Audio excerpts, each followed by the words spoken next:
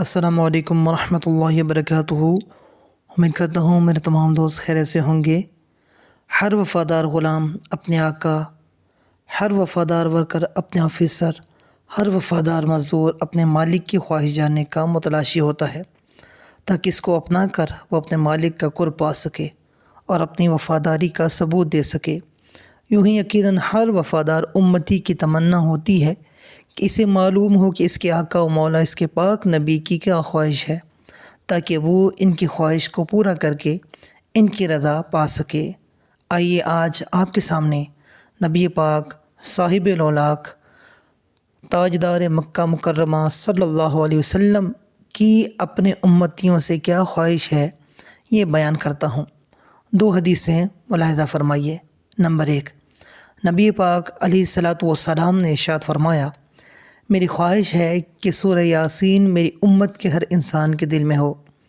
اسی طریقے سے ایک اور حدیث پاک کے اندر ہے، نبی پاک صلی اللہ علیہ وسلم نے فرمایا، میری خواہش ہے کہ سورہ ملک میرے ہر امتی کے دل میں ہو۔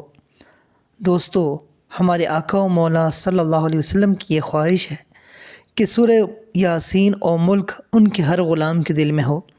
آئیے آج یہ نیت کریں کہ حضور علیہ الصلاۃ والسلام کی اس خواہش پر عمل کریں گے، خود بھی یہ صورتیں یاد کریں گے اور اپنی اولاد کو بھی یاد کروائیں گے۔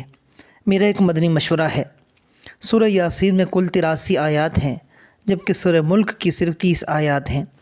اگر ہم یہ نیت کر لیں کہ روزانہ صرف ایک آیات یاد کریں گے تو انشاءاللہ عز و جل چند ماہ میں ہم رضائے مصطفیٰ صلی اللہ علیہ وسلم پانے والے ان اعمال میں کامیاب ہو جائیں گے۔